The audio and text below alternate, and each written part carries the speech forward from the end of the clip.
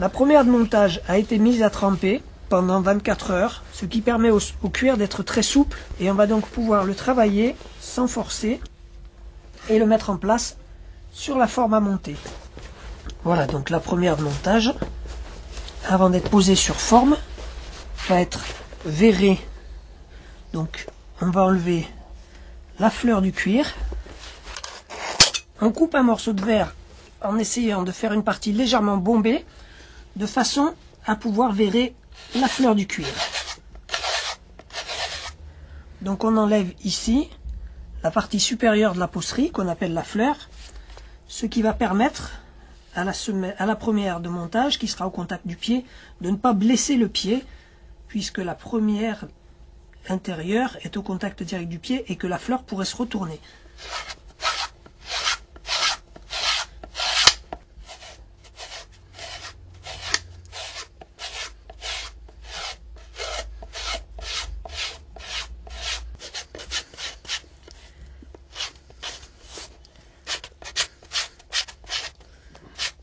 La première de montage est la première partie que l'on pose sur la forme.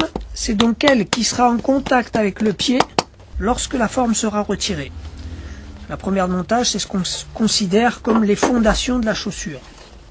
Pour que la première de montage épouse parfaitement la forme de la forme à monter, on la tape sur les parties externes de la forme, appelées la carre.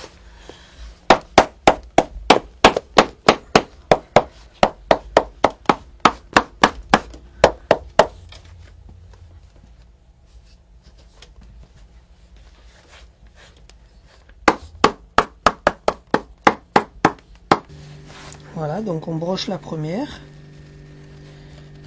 Donc le brochage,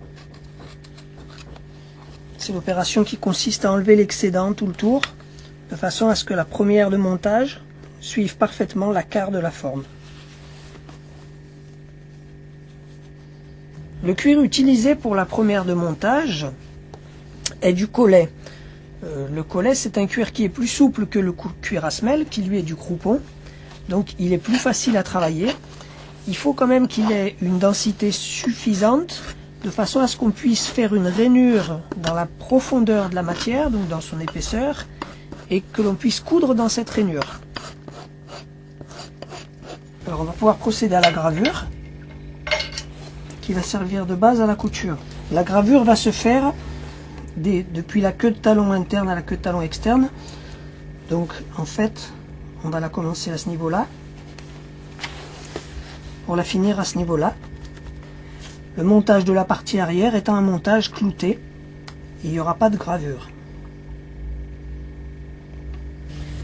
La distance de la gravure au bout est un petit peu plus importante que sur les flancs de la chaussure, puisqu'au bout nous allons avoir la doublure, plus le bout dur, plus la claque, donc 3 épaisseurs de matière.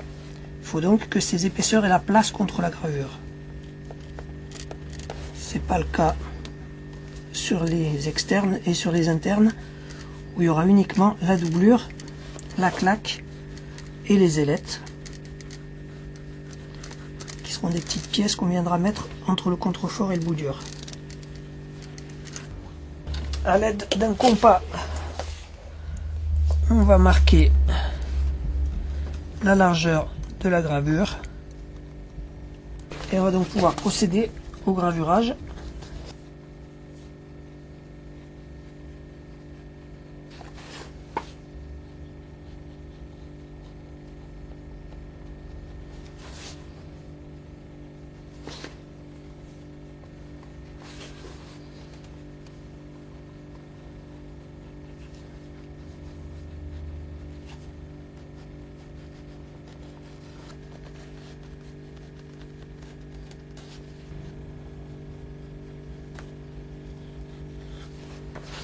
Alors il est important lors de la gravure de bien respecter l'inclinaison du tranchet, c'est-à-dire légèrement vers l'intérieur de la forme pour la gravure interne et vers l'extérieur pour la gravure externe, de façon à ce que le mur de gravure soit en V.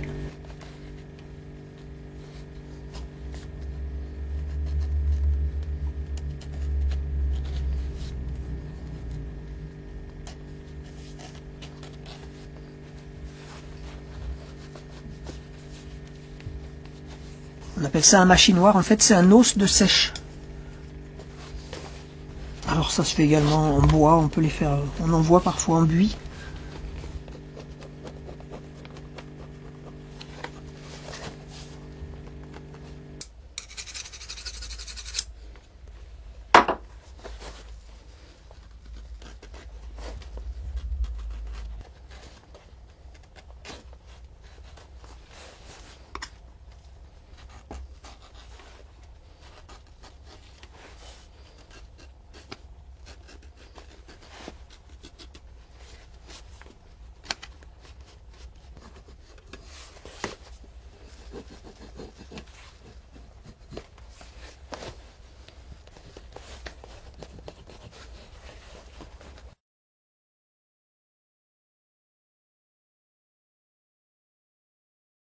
Donc on va procéder à la préparation des boudures et des contreforts, qui sont les parties rigides arrière et avant de la chaussure.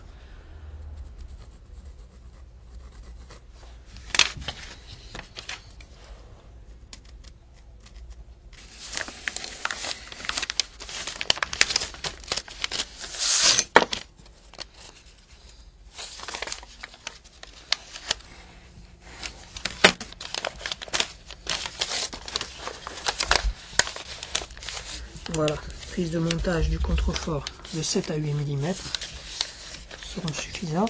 La réalisation du boudure et du contrefort, on va utiliser du cuir plus fin, donc du flanc, qui est quand même tanné de façon traditionnelle, en tannage extra lent, pour qu'il ait une bonne densité,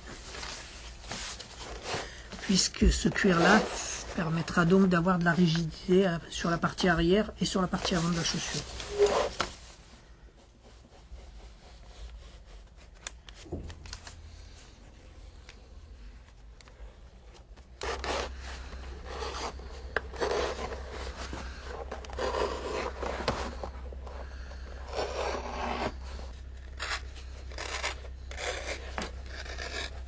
Ces pièces, donc les boudures et les contreforts, vont être mises à tremper. Les contreforts seront parés sur les parties hautes et sur la partie du montage. Les boudures seront parées également sur la partie en contact avec le pied et sur la partie du montage, mais également dans l'épaisseur totale, le boudure devant être plus fin que le contrefort, puisqu'il n'est pas soumis aux mêmes forces et aux mêmes tensions.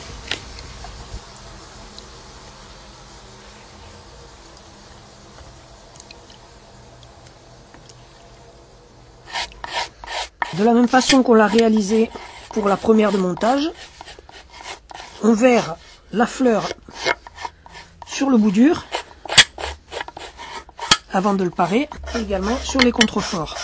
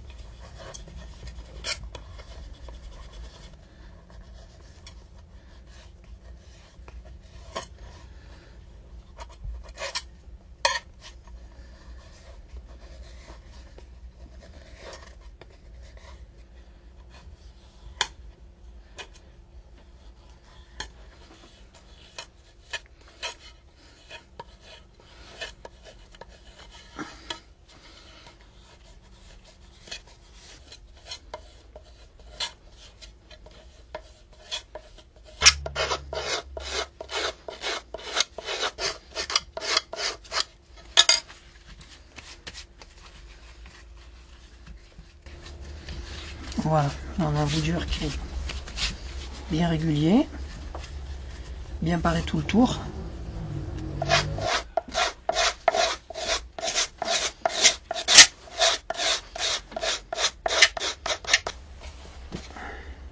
Et c'est ce contrefort qui va donner la rigidité à la chaussure.